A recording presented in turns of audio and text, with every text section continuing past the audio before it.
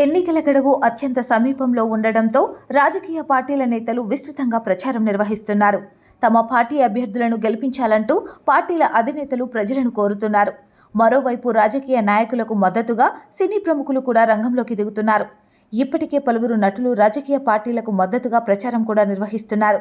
Janasena party అధినేత పవన్ కళ్యాణ్కు మద్దతుగా మెగా కుటుంబంలో చాలా మంది హీరోలు, నటులు ఆయన పోటీ చేస్తున్న పిఠాపురం నియోజకవర్గంలో ఎన్నికల ప్రచారం నిర్వహించారు.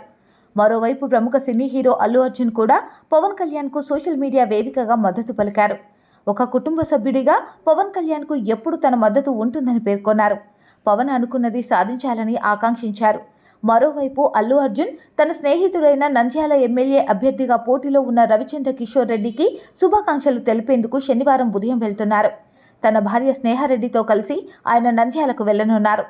శుభాకాంక్షలు తెలపడానికే పరిమితమవుతారా, లేక ఆయనకు మద్దతుగా అల్లు అర్జున్ ఎన్నికల ప్రచారంలో కూడా పాల్గొంటారా అనేది ఉత్కంఠగా మారింది. నంద్యాలకు వెళ్లి తన స్నేహితుడికి అల్లు అర్జున్ శుభాకాంక్షలు చెబుతుండటంతో రవిచంద్ర కిషోర్ రెడ్డి అభిమానులు హర్షం వ్యక్తం చేస్తున్నారు.